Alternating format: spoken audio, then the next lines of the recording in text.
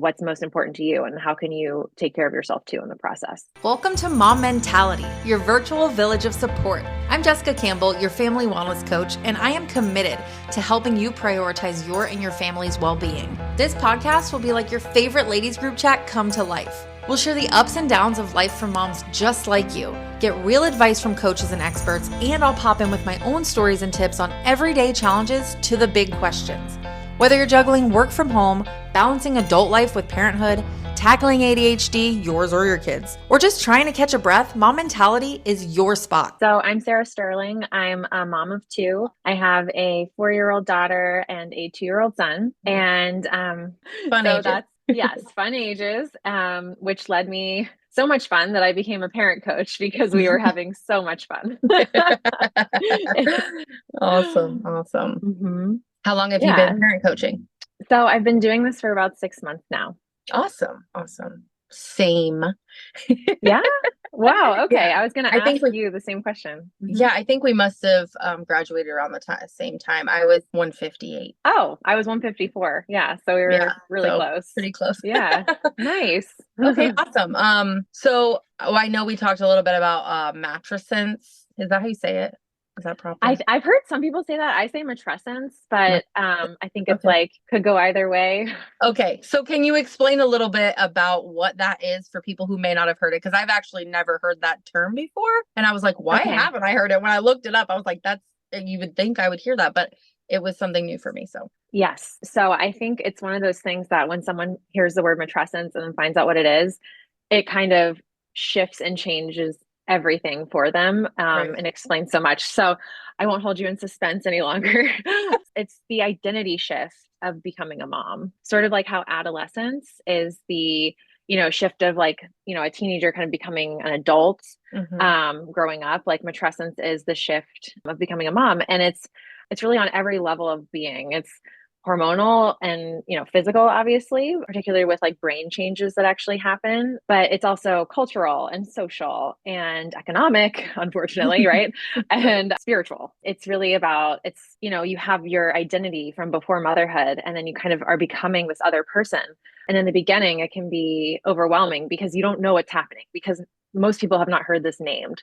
So you start to try to cling to, the idea that you need to be the same person you were before you were a mom, but you're quite simply not. And it's, leaning into that and accepting and embracing that change. Right. Yeah. I never knew there was an actual term, I always knew there was that shift and people talk about the shift, but I had never heard the actual term for it before, which is cool.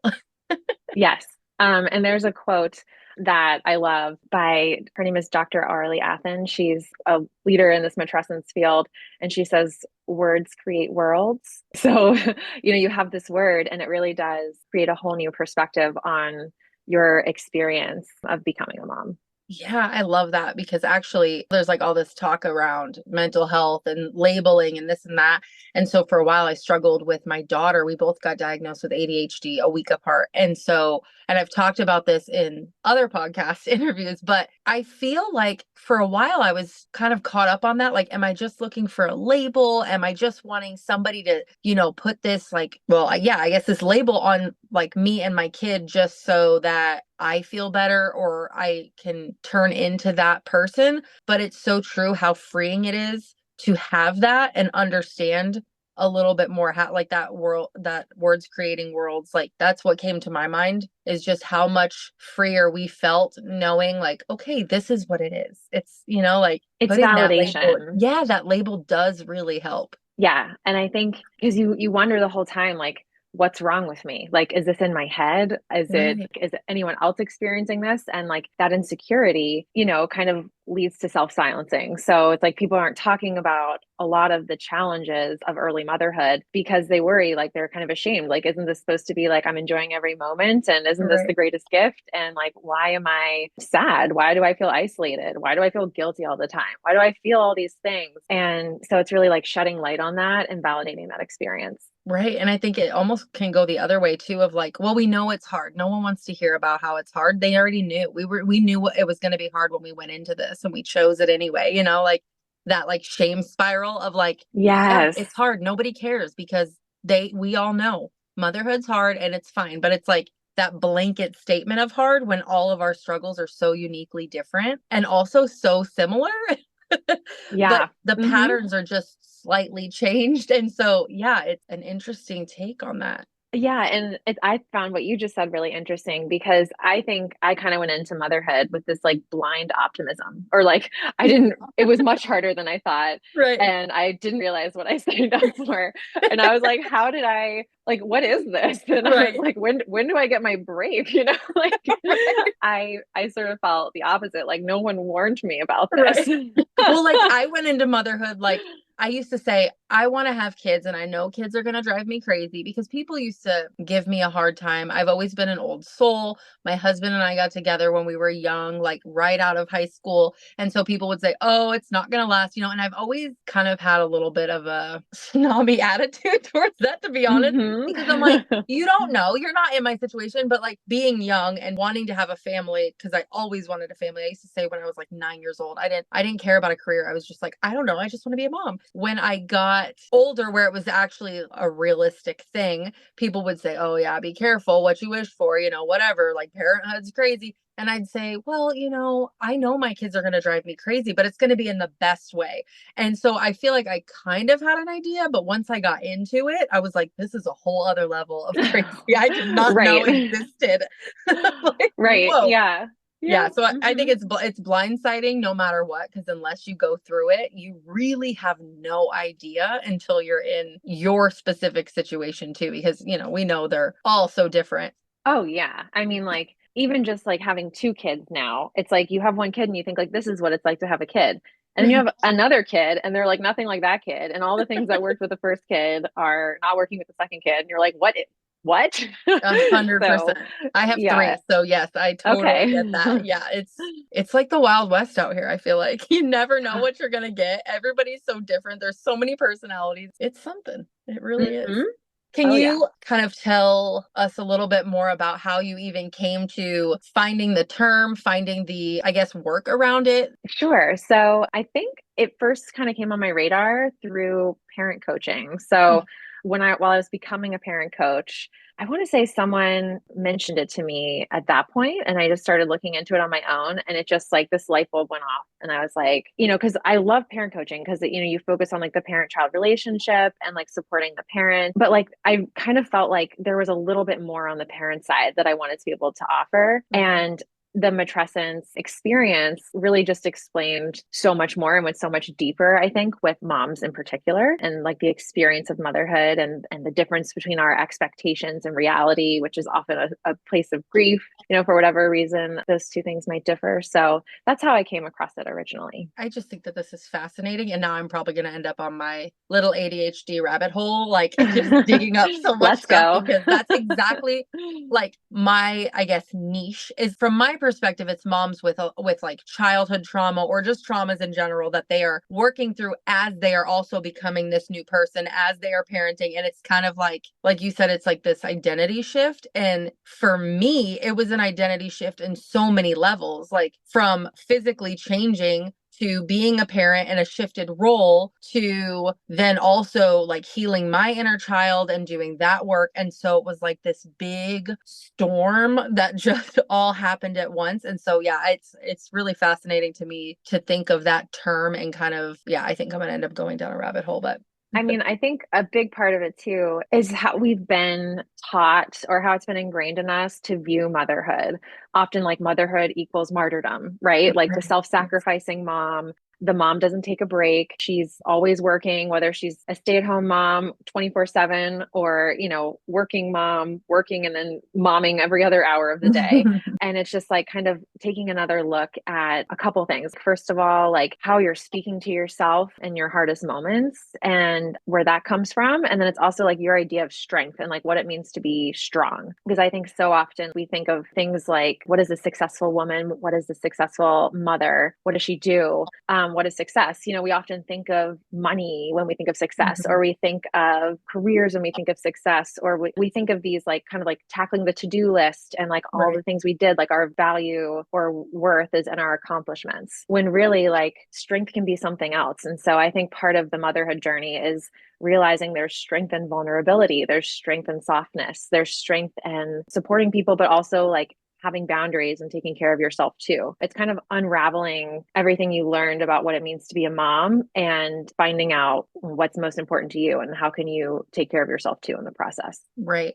As you were saying that, I've had some like unraveling thoughts. This is why I love these kinds of conversations, because I tend to have this conversation with someone in my life very often about like men versus women. And Mhm. it's my dad. My dad was Mr. Mom. So we have a lot of these conversations anyway. But I was thinking, like, just in terms of society, how it's been a very corporal punishment kind of society that we've had where, you know, and like women not having the right to vote and all of these things. And it just seems like it's really unfolding where we need the women to be speaking up, because in life in general, I think there hasn't been enough of that feminine motherly energy within our Mhm. society. And we've done such a disservice to family in general in generations past. And I know my dad has that view, and he is actually a boomer. Mhm. And so him and Okay. I have talked about that, like different mentality. He's like, this is the boomer mentality. He'll say that, you know, like you have to give up everything. You have to give up everything. And while I get what he's saying, I'm also like, giving up everything doesn't mean sacrificing yourself. It means, yes, if someone's going to eat, right? Like you want to make sure you're feeding your kids, or like, yeah, you might wait longer to get a new pair of shoes because your kids need shoes. And that stuff makes sense. However, Mhm. it doesn't mean that you never get the shoes. It means that you find a way to find that balance. And yeah, you're going to take care of your kids first, but you have to find a way to take care of yourself in that. And so I've been trying to like work around that, like when we have those conversations, because I'm like, it doesn't mean like you get like hit by a bus and you just stay down forever. It just means that like, Right. okay, like this is the immediate thing because it's your kid, they have that, but you also need to find the way to work all of that in together. And Yeah. I think it's not just as moms that we've said that. It's like kind of what our society has really put on us for so long. And then the lack of that femininity within our culture. I think it's about to be like a woman's revolution, because Yeah. we need it. We need more of that love and softness. Yes, exactly. And I think like a good part of the matrescence work is taking a look at your values and like in the context though of, you know, balancing your energy to like support those values. Mhm. So like balancing masculine and feminine energy. Every one of us has both. If something's out of balance, if your energy is out of balance, it can, you know, result in something like sarcasm, like would be like Right. a masculine energy imbalance. So just like finding like your neutrality. And something I heard recently was you don't have to take the elevator all the way to the bottom floor. You can get off at any point. So Right. that came to mind when you when you said we're talking about the bus and staying Yeah. down. I don't know So why that even came yeah. to my head, but that was the thought. Like, okay, now you're just laying there and you're like, this is what it is. Right. Yep. And Yeah. I think and also kind of coming back to like being on an airplane when they say like push your oxygen mask on first so Yes. that you can't pour from an empty cup essentially. So Yeah. to the extent that you are sacrificing yourself, it's that much harder to meet everyone else's needs. And Right. you're also modeling to your kids how to be a mom. So like if you have Right. daughters, how do you want them to grow up and mother? Like to forget themselves and you know, like run themselves into the ground mothering? Like no. Right. So like Right. we shouldn't do it either and kind of like show them how we take care of ourselves too. Yeah, absolutely. I have three girls, so that's a conversation at our household a lot. And like Hmm. even walking the dog, I started making that time for myself. Like, no, you cannot come. And even though it sucks, Hmm. I'm like, I know they want to have fun, but I'm trying to show them that like I have a hard boundary and they're gonna see that and it's gonna be better for them to see that. So it's definitely a conversation we have often. And it's funny that you brought up sarcasm because I'm fluent in sarcasm. But again, I was Yes. raised by my dad. So there you go, masculine Yep. energy, Yep. Mr. Mom. That Yep. was my And primary household. yeah, and sarcasm is also like kind of a coping mechanism. Like we turn to humor when things are hard and it's okay, but also kind of look beneath that and think what do I need right now that I'm not getting that's making this come out like this? Yeah, mine's often more just like teasy now, but like, and you know, I relate to that, and I find reflection in Friends, the show Chandler, because he's very sarcastic. I'm like, oh, I'm a Oh Chandler. Like, yeah. okay, I get it. Right. He's sarcastic and he's self-deprecating. Right, He's right. I'm not yeah. quite that. quite to that point, but He's I'm funny. very, very fluent in the sarcasm. Yes. That's like my favorite show. So I'm like, oh, okay. Yep, Um, yep. can you tell us a little bit about your journey with motherhood and how that all, now knowing what you know, how did that look for you? What's really crazy is I mentioned, like how your two kids can be nothing alike. Mhm. And my two fourth trimesters, if you want to call it that, were nothing alike. So my oldest, she was born February 2020, right before the world went a little haywire in March of 2020.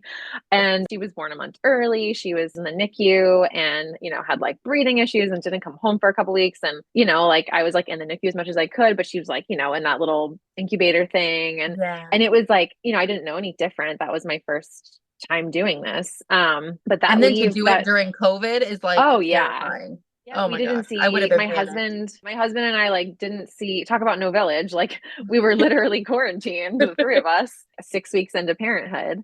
And so that was a tough time, to put it lightly. And through that, like just working through early parenthood, I dealt with so many things that I hadn't expected in terms of balancing our relationship, which I was on maternity leave for 12 weeks and he had 2 weeks of paternity leave, which, is pretty standard in corporate Mhm. America. So, we like started out the first 2 weeks, like, waking up together and like watching The Office while I was pumping and he would bottle feed her and then I clean all the bottles and we go back to bed and it was fine. Then he had to go back to work. And I found myself when he would walk out the door just being like so resentful. Like because he's just like going off and like have his like normal day. He's like back to normal where I'm still like not I'm still bleeding, not okay physically. And he's off to work. And our daughter like couldn't latch. And so we had like all these like tongue tie Oh, issues. She didn't sleep. It was like a rough time. And then like compare that to when my son was born a couple years later and like a post-COVID world. And it was, summertime, it was nice out. And I had this like explosive creativity burst kind of thing and like totally like transformed as a person and like reconnected to who I was pre-childhood. It was crazy. Like it was like a renaissance in my life. Like it was like suddenly I wasn't like myself pre-motherhood, but I was like my original authentic self. And like I right. don't know if it was specifically being postpartum with him or if it was just being on he was also like an easier baby. So it was just a really different experience with him as a newborn. But it's kind of like you don't know what you're gonna get in terms Right. of your kids or your, postpartum experience. Yeah, I actually just had my tubes removed. Actually, at the time of this recording, it's been a week.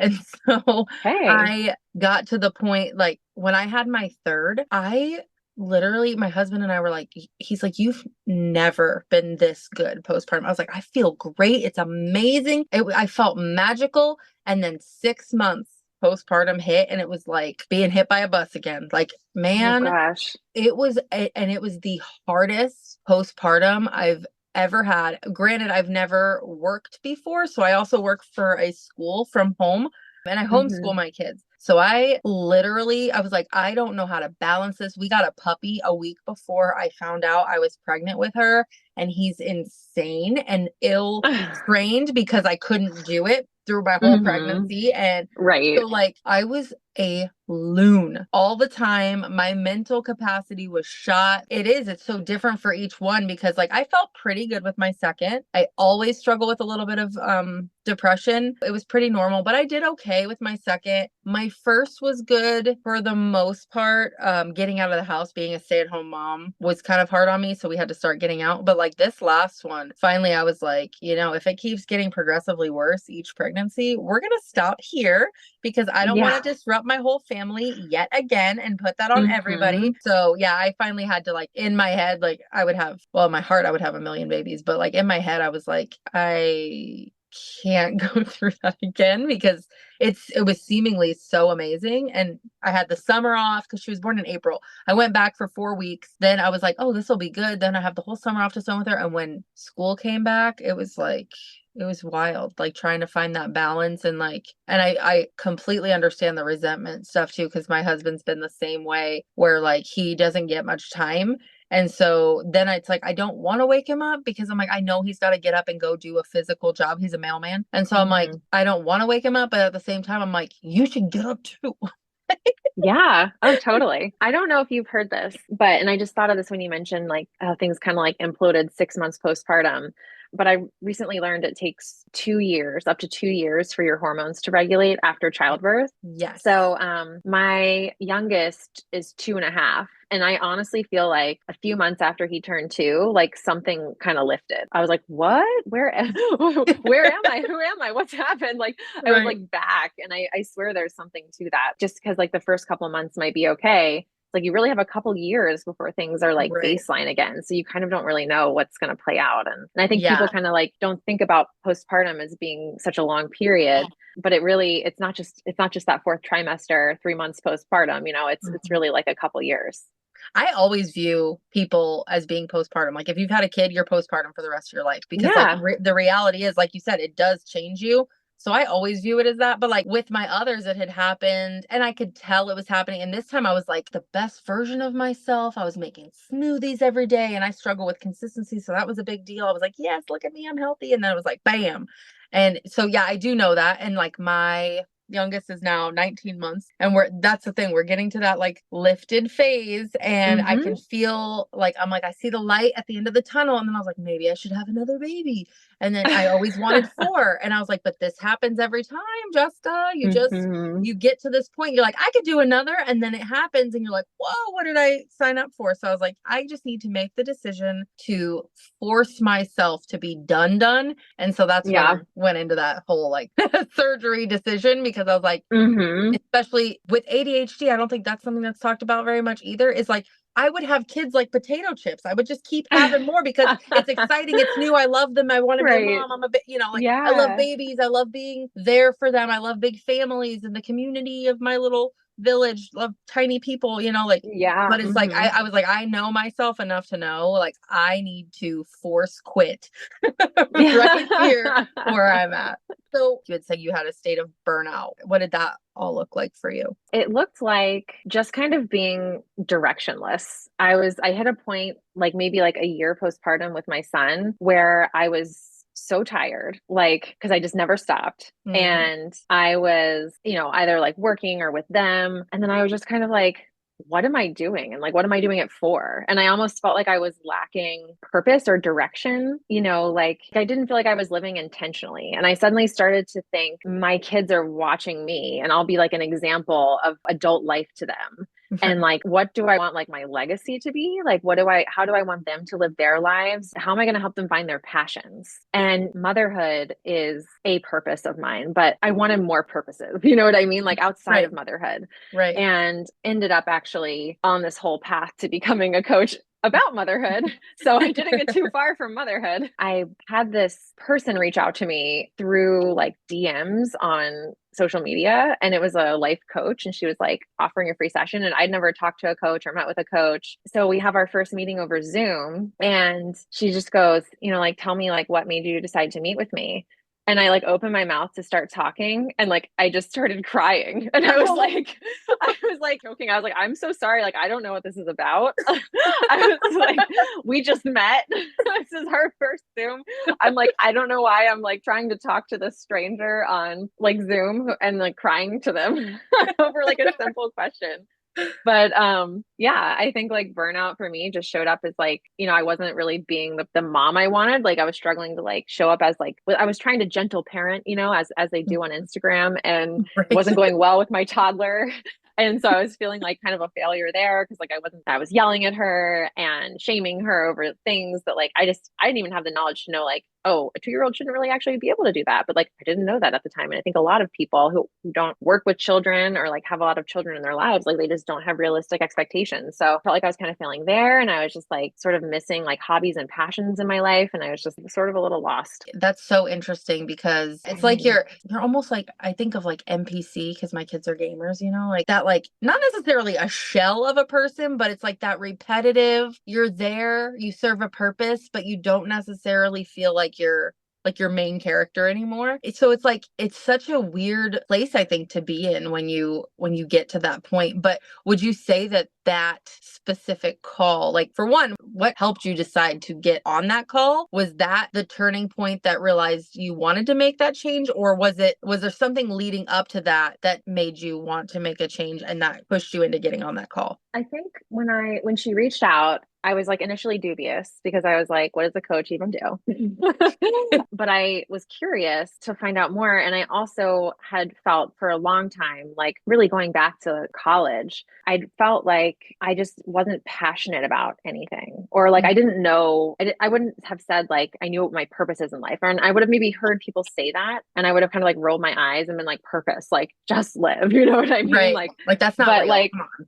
right. Yeah. Like that's not Right. real. You're asking too much. You have unrealistic expectations. But I always just kind of felt like I was like missing something, I guess. And I like wanted to find out what it was. So like a little bit of like curiosity, self-discovery. I work as an accountant also. That was like my career training. So it's like very left brained, but I was always this like creative person. And I just felt like I was like out of touch with a big part of who I was. And I kind of wanted to like find out who that was. Right. And so that's what led you to that call. Like when they pitched that to you, you were just like, let's see. What can Yeah, it I was hurt? like, it's free. Like, I'm kind of curious. And that's why, like, because I didn't have this like burning desire to meet with a coach, like it was just kind of like a why not? I think that's why I was so shocked when we started out the call and I was just like choking.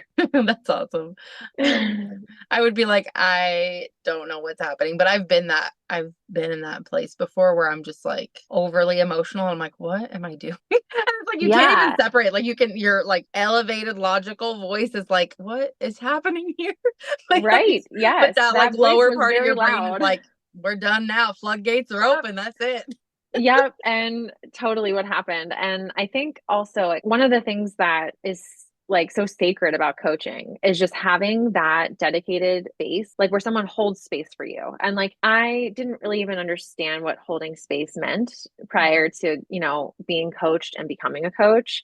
But often we are just like go, go, go, go, go. And we don't stop to like consider how we're feeling. We just like shove our feelings down and we just keep going because we have so much to do. But we don't think about like what do we really want. I've come to realize when I just don't like someone or like when I'm resentful of someone, it's probably because like they have something I want or they're doing something I wish I could do that I told myself I can't do. And so like I've been able to like find like connect with like what is it that I want. But until I had that moment with this person who was just listening to me and everything is stopped and someone's just listening to me. I think like a big part of me was like, someone's listening to me. You know what I Right. mean? Like I almost feel like I never like, no, this doesn't happen. Right. Like grown-up Mhm. conversation, they're actually paying attention. It's like a thing. Mhm. Like I'm having an adult conversation. Yes. So I'm a person of faith, and it makes me think of like, when people talk about envy, I had discussed this a long time ago on Instagram. I was talking about envy being, it can be healthy if it's in an inspirational way, but it's the purpose of saying envy is a sin is when it's consuming you and making you resentful and hateful towards other Mhm. people. And so in that coaching, that's one of the things I also was able to really get a better grasp of is like, what is my mind trying to tell me? Like, where is my direction? And I think a lot of those things that we like kind of succumb to are really supposed to be more directional. It's like anger, like anger is an emotion that's there for a reason to motivate and move us, but some people Mhm. get stuck in the anger and that's where it becomes that problem. And it's the same concept with the envy, that like thinking in terms of moms, like when you see other people and you're whatever jealous of their house or and you have that sense of envy, but it makes you like, well, if I don't have it, then they shouldn't either. That's where it becomes a problem. But if you use it in a directional way, like, oh, I'm feeling resentful for this reason, where do I want to go with that? It can be a way more useful tool. And when you learn how to do that and have somebody hold space for you for that, I think it really opens you up to becoming the person that you want to be. And prior to having that kind of knowledge, it's really hard to see past that. Yeah, 100%. What were some of the expectations, I guess, that you had to kind of let go of to get from that point of burnout and that turning point in your life to get to where you are now? I had to let go of some expectations that, I needed to do everything all the time. I struggled with something called maternal gatekeeping, which is basically the inability to delegate, thinking Mhm. like, oh, I'll do it faster, I'll do it myself, or oh, I'll do it better, I'll do it myself, or no one does it like me, I'll do it myself, or if I leave, everyone's going to die. So, Right. Yeah. Yeah. something I've had to change over the last couple years is letting go of control. Like we hold on to control when we feel out of control, but just realizing that, like trusting my husband, Right. trusting our family, our like the grandparents, like just letting go and accepting that like when you let go of something, someone else is going to do it their way, and that's okay. But just like really looking at what am I not letting go of in terms of like responsibilities and why. And, I realized like I was really the one standing in my own way of doing so many like acts of self-care or pursuing my interests or passions. So really just learning to let go a little bit. Right. And it's interesting too, because like letting go of control is also a sense of control because you get to control what you let go of and have Ooh, the control over that. Right. So like, I love that depending on how you perspective. look at, yeah, depending on how you look at it, you can actually control the situation by letting go of that control. And then it's like, you get to decide that. You get to decide if you hate the dishes that you delegate that to somebody else, right? If that's something Right. that stresses you out, then you Yep. let somebody else do that. But I also struggled with that. It's like, I had that, like, I'm the mom. This is what I'm supposed to do. I'm supposed to be the one that Right. keeps up with the house. Why can't I do that? Again, that came with motherhood and ADHD and that like executive dysfunction that I struggle with. But I definitely hit some of those walls myself of like, this is my job and I'm not fulfilling that and kind of shaming myself from that. So I definitely resonate with that a lot. Yeah, and you just saying like talking about hitting a wall, like there's something in my matrescence coaching, like we talk about called the maternal wall, which is basically like unrealistic expectations kind of like lay the foundation of motherhood. And so someone, I forget who said this, but you hit the maternal wall. Most women hit the maternal wall long before they hit the glass ceiling because it's just a matter of like not having adequate support and thinking like you make a choice, but it's really like you were forced into a choice. Like for example, like someone has passed over an opportunity for a promotion at work because, like maybe it would require travel or maybe it would Right. require things that someone assumes like a mom's not going to want to do. So like there's that. Or maybe like you step away from your job because you're struggling to balance working and motherhood and perhaps your health is declining. So like you leave your job, but like was that really a real choice? Because like you've had to work on your health because like your health is declining. So like it's like this false conception that there's like choices sometimes when Right. really you've just hit what's called the maternal wall, which can manifest in so many different ways for different people. I love the way that I love that saying that it's very, very true. Like I know I've had situations like that too, where I forget, I think it was something with church and I was talking to my dad and I was like, well, nobody asked me. And he's like, yeah, but they probably assumed because you had the kids. I'm like, well, I'll decide that. Like, I Right. decide Yeah. that. Like, give me the option to say no at least. And I've said that a lot of times in my life. Just Oh yeah. acknowledge me and give me the option to tell you I Hmm. don't want to do it. Come on. Yeah. Like it's like people kind of think they're doing a kindness, but really they're just taking your choices away. Right. Right. Yeah.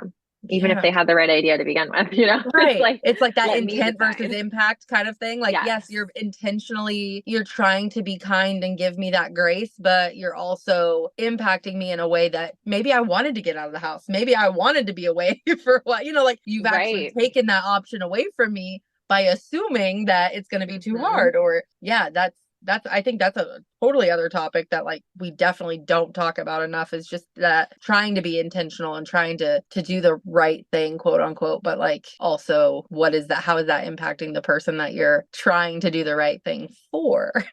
Right. Yes. Best of intentions, but maybe not best of results. Right, right. How did you kind of rediscover your interests and passions and like how did you decide to come to the point of parent coaching? Kind of a funny story. When, I was coming up on my youngest, almost, being a year old, and my daughter she just turned 3. And we were just having a tough time as a family. And so like anyone, when they're having a tough time, I created an anonymous Twitter account and vented about family life I under love this this. anonymous. I love Yeah. that. So, it was like very like lighthearted, but a little sarcastic. So we have that language in common or, irony. There was like funny things my kids said. And when I was little, I used to love to write. And my grandmother was a writer. She kind of had her own like second act, like after she got divorced in her 50s and like went back to school and became a writer for a newspaper in her city where she lived and like always had like the cleverest things. And she always really encouraged me to write. And when I was 10 years old, I wrote like 100-page novel that was kind of like a ripoff on Harry Potter, but it was, you know, it But it was was mine and yours. It was it was yours. mine. And so I always had meant to write again, but like like I would write things for school, but like, academic assignments and then like after I graduated from school, I never really did that. And I always kind of meant to do that again. And so Twitter kind of became, I know it's called X now. Twitter sort of became this like It will outlet always for be Twitter. me. Right. I agree.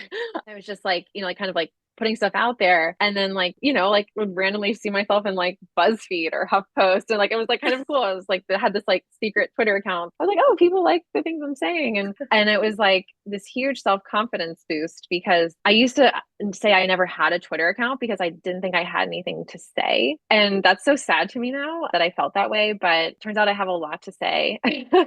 So I would say like moments of just kind of exasperation, just wanting to, like have like an outlet, like in a place where I was anonymous, so I wouldn't be Right. judged, or I would be judged, but maybe no one would know it was me. Right. I just like started writing and I just like had so much fun with it. I was like, I love this writing. And it was actually through that account that the life coach had reached out to me because she probably saw this woman clearly in need of coaching, like complaining about every aspect of family life. She's like, wow, she's like gonna be an Oh, girl, easy you need the yes. help. Let me help you. Right. So through working with her, that's how she brought up parent coaching. Like I never heard of it. And that was interesting to me because like I was pretty deep on like parenting Instagram, following all the like gentle parent accounts and feeding your kids accounts and like all these things. I'd never heard of parent coaching. I started researching it and I was like, you know what? Like I don't know if I could do this, but at bare minimum, maybe I could stop yelling at my poor little 3-year-old who's, clearly like I'm not showing up how I want. I was like, at minimum, I will hopefully at least take something away from my family from this training. And like I had never really I've always been a very risk averse person. So it took me like months of deliberating like would I sign up for this training? And in the scheme of things, like that kind of opened a new door of just like taking a chance on myself. It's kind of like starting with one place of I had always wanted to get back into writing and it was like something I did when I was little. And so I started there and it just kind of like one step led to the next step. And then turns out I love coaching. And, it's hard to get a business off the ground, but I've kind of got, like a thing going now, a Right. few clients and some consistent stuff. It's just like crazy how venting on Twitter led to starting my own business. And it's just taking that little step forward. We want to look at such big milestones, but we really don't think about just the small things, the small little decisions that we make that can completely change the direction of our life. Because that's really how I got going with TikTok, though, because during the pandemic, it was like everyone got on TikTok and I was looking for parenting stuff. And like, then I found a couple parent coaches, but I was also in network marketing. So I got a business coach that was like very set in mindset. And then I was like, I'm going to be a coach. But it all started Mm-hmm. with that little bitty decision to be like, I want to do something different. I was scared to drop the money because it was not cheap. But I'm the kind of person that like, if it's there, I'm going to jump off the edge like right away. Don't think about it. Just go and then Mm-hmm. worry about it Yeah. later. If I hadn't, I wouldn't be, where I'm at now. And so, I mean, with that conversation, can you kind of tell us like how all of this has impacted your family as a whole now and like your relationship with like your spouse and your kids and everything, like where you're at now? Yes. Even if I had ended up deciding I didn't want to coach other parents, like the investment was absolutely worth it because through learning about emotional intelligence and empathy and how our bodies are physically reacting to like certain things in parenthood that trigger us and like put us in that fight or flight state, I think it's been truly transformational in terms of really understanding who I am and why I react to certain things the way I do. And I recently read something which really resonated, which was that oftentimes when our children are struggling, coaching or therapy for the parent has equal or better results than actually coaching or therapy for the child. And I've seen that in my own family. Like I haven't coached my husband, Same. at least not officially that he's aware of, but I think he's observed me doing certain things that work well with the kids to get them to cooperate more easily or, get them to be more, have more fun, be more playful, like have a happier day to day. And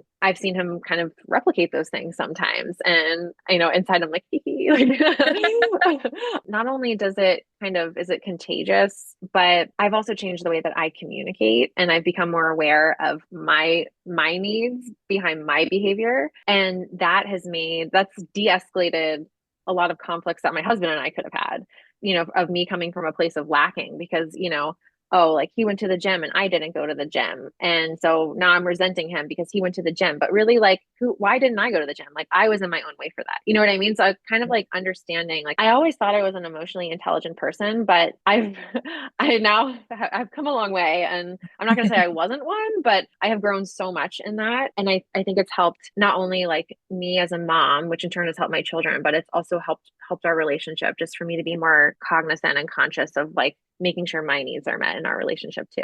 When you look back on that shift that you've had through motherhood and how you've changed as a person, taking time for yourself and putting more on the line for yourself and also for your family, what are the biggest changes you've seen from prior to having kids and now, and then like into having kids and that shift, and then into, I guess, kind of betting on yourself and moving forward in your purpose and passions? I think before motherhood, I feel like up until that point, I was just kind of following some generic blueprint for life. You Mm-hmm. know, it's like the narrative when you're little, like, okay, like you're gonna, work really hard in school and then you're gonna go to college and work really hard there. And then you're gonna get a good job and work really hard there and build your career. And then you're gonna get married and then you're gonna have kids and you're just gonna do everything.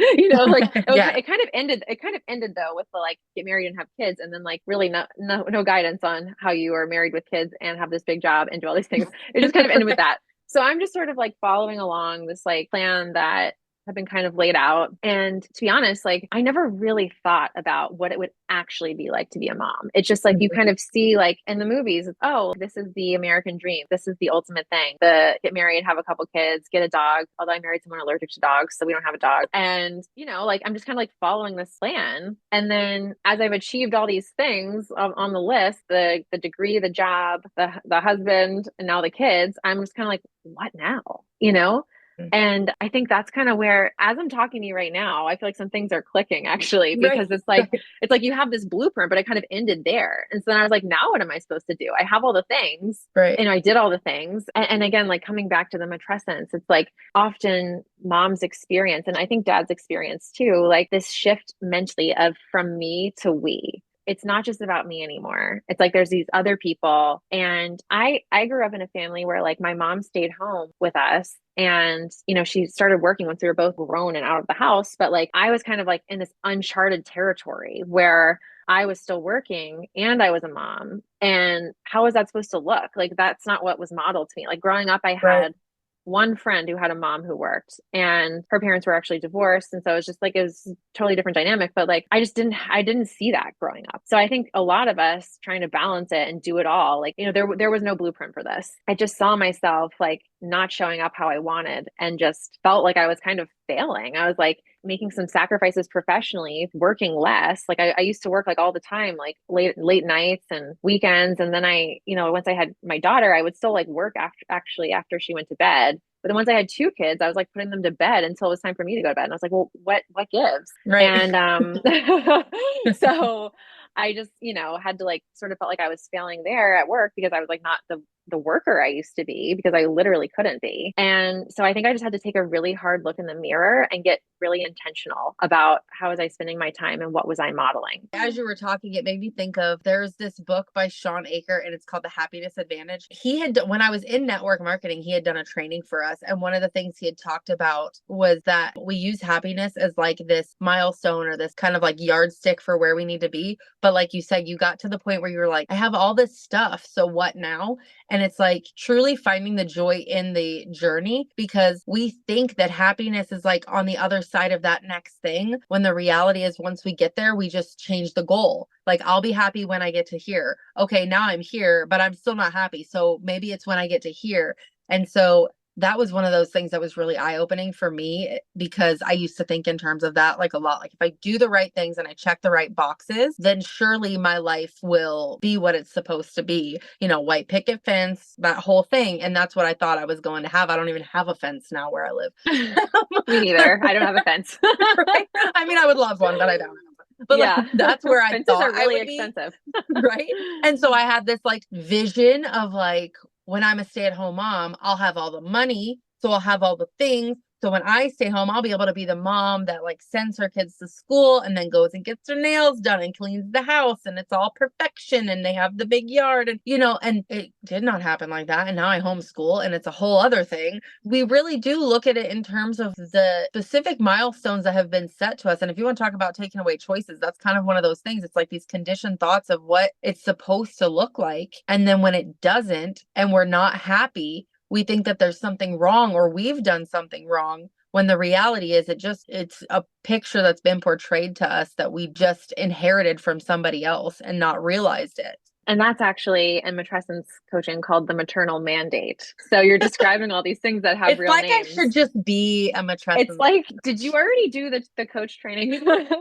Yeah, it's the maternal mandate is basically like if you're a woman, then you need to be a mom and you need to love every second of it. And if you have a kid, oh, you need to have at least two kids. Like you can't stop there. And then like, oh, like, it just kind of keeps going with what we expect of women. How did, I guess, vulnerability play out in that? Like, was there a sense of vulnerability that you had to have to say, this is where I'm at and this is where I want to be? Or what did that look like? I basically realized that I had been living a life where I could avoid vulnerability like at all costs, essentially.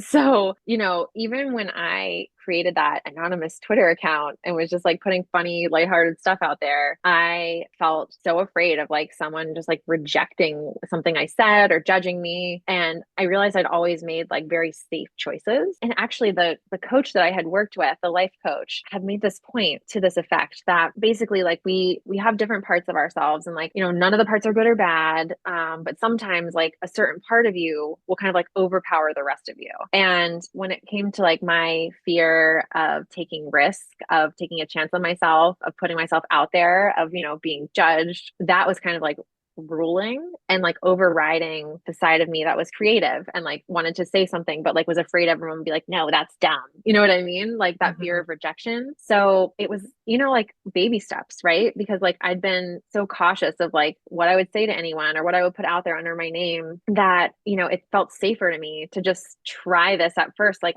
as an anonymous person, and eventually like built up my security and confidence. And, while like kind of working on myself in other respects along the way to eventually just be okay. Like, I'm just going to say it. And if someone rejects something I say, like, am I going to be okay? Yeah. Like that's resilience. So I've been like, really working on resilience. And actually that reminds me, when we were speaking before, resilience came to mind because we were talking about how, we were like kind of chasing happiness or like chasing outcomes as opposed to like the journey along the way. And I think that that's been a big part of, what have I let go of? Because it's not about the outcome. It's really about every step in between the outcome. And often like the outcome you have in mind isn't where you're going to end up, and you're going to end up somewhere better, but unless you start taking these little chances and like betting on yourself, you're just going to stay in the same spot where you are now. How does it feel to say like, you're never going to change, you're going to be this way forever? Like most people want to grow and evolve, but like, you're not going to do that unless you take that risk and put yourself out there and lean into vulnerability. Right.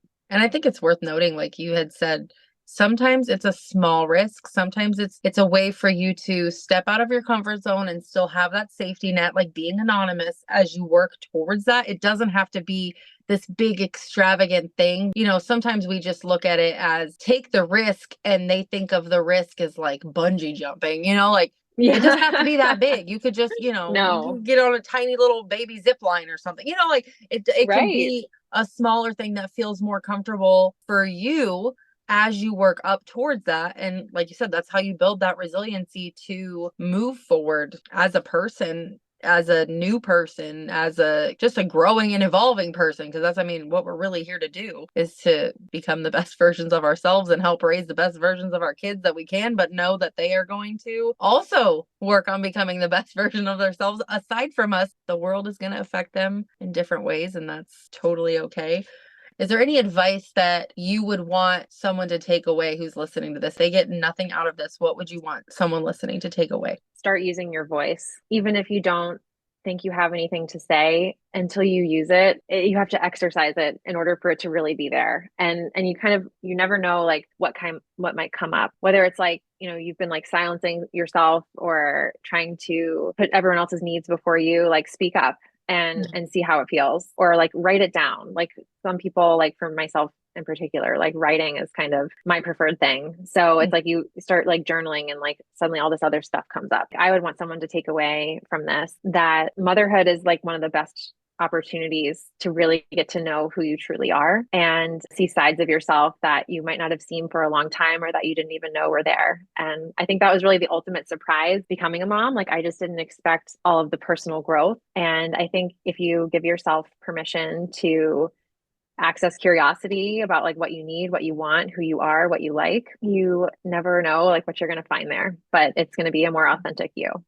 Yes. Oh, that's so good. That's so good. Where can people find you? Either on Instagram, which is Parenting Presently, or they can find my website, which is parentingpresently.com. And I'm not really consistently on any other platforms right now. Not even your anonymous Twitter? No, anonymous Twitter had to go.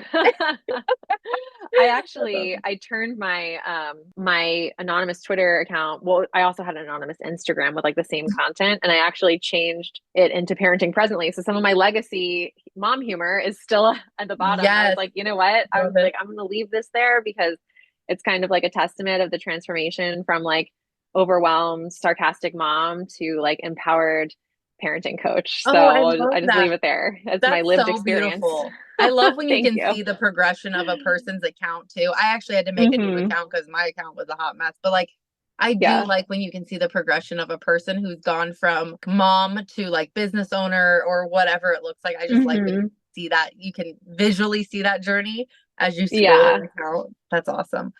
Well, I want to thank you so much for having this conversation. This has been so much fun. I feel like it was a really good conversation. It didn't go like I expected, but it went so much better than I expected, I think. Yeah. Thanks, Jessica. I really appreciate you having me. And like, like I said, I had no idea what to expect at all. So this was awesome talking to you and being with you. And yeah, thank you so much.